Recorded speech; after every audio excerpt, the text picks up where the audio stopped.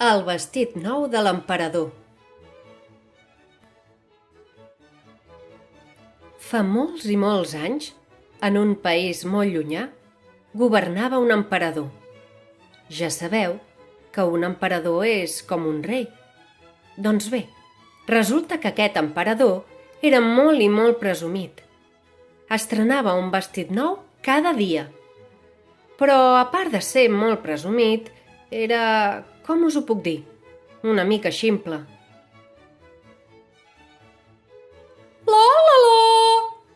Així que es llevava, es mirava al mirall, es posava el vestit nou i s'estufava com un gall.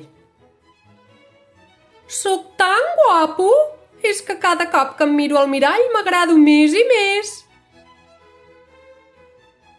Després, ordenava que li preparessin la carrossa i es passejava per tota la ciutat. La gent se'l mirava amb la boca oberta. «Oh, quin emperador més guapo! I que elegant! Sempre va a l'última moda!» Però un dia, enmig dels badocs, hi havia 3 estafadors que van pensar una manera d'enganyar a l'orgullós emperador. Com sabien que l'emperador gastava molts diners en vestits, se'ls acudí una idea colossal. Van anar a palau i es van presentar davant l'emperador. Bona tarda, emperador. Ens presentem. Som 3 sastres de fama mundial. La nostra especialitat és fer teles. Però no teles normals, no. Teles precioses, amb colors i dibuixos extraordinaris. Amb aquestes teles confeccionem vestits exclusius i molt luxosos. Fantàstic!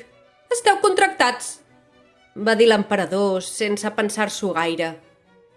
Només heu de saber una cosa, majestat. El teixit que fem és invisible.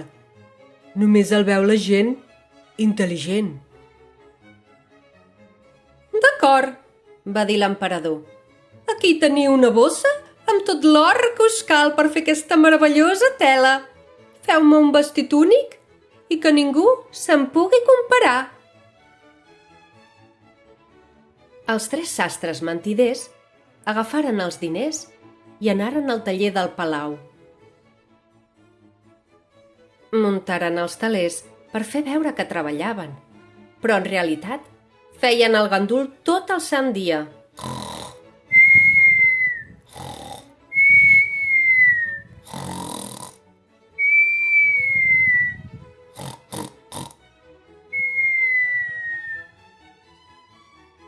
Passaven els dies i l'emperador tenia ganes de veure el vestit, però tenia por de no veure la tela i quedar com un ximple davant de tothom.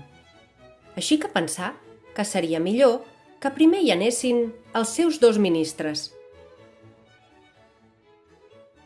Va entrar el primer ministre al taller i quan va sortir va dir: meravellós, magnífic, és un vestit de somni. En realitat, no havia vist res, però no volia quedar com un ximplet. Va entrar el segon ministre. Es va quedar parat davant del teler buit. Es va fregar els ulls i finalment va dir: fantàstic, magnífic, és un vestit mai vist, únic. L'emperador, en sentir aquestes paraules, va quedar ben content i va decidir que es posaria el vestit el dia de la festa major. Per fi arribà el dia de la festa. L'emperador va anar al taller on l'esperaven els falsos sastres amb el vestit invisible. Els pillos li ensenyaren el vestit com si fos de veritat. L'emperador es va despullar. Els sastres farsans van fer veure que el vestien. Ara et posem els pantalons. Ara et posem la jaqueta. Ara et posem la capa. Espera't que et posem els botons i et posem el cinturó. Mentrestant, l'emperador es movia d'un costat a l'altre. L'emperador començà a desfilar pels carrers del poble, amb pas lent i orgullós. El seguia la seva comitiva reial. La gent, abocada als balcons i amuntegada a les voreres, no parava de dir: «Quin vestit més preciós! Que elegant que va l'emperador!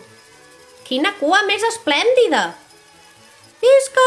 Visca l'emperador!» De cop, se sentí la veu d'un nen. «Mare, l'emperador va despullat!» Aleshores es va fer un gran silenci, seguit de veus que deien: Un nen ha dit que l'emperador va despullat. «Sí, sí, el nen ha dit que va nu!»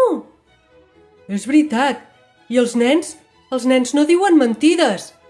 «Sí, sí, els nens sempre diuen la veritat!» De mica en mica, tothom repetia la veritat. «Va nu! Va despullat! L'emperador va despullat!» De cop, l'emperador va entendre el que succeïa. Els 3 sastres l'havien enganyat. A partir d'aquell dia, l'emperador no va ser tan presumit i es va adonar que no era bo fer cas de la gent que et diu tot el que vols escoltar. Encara que a vegades no t'agradi, és millor que et diguin la veritat.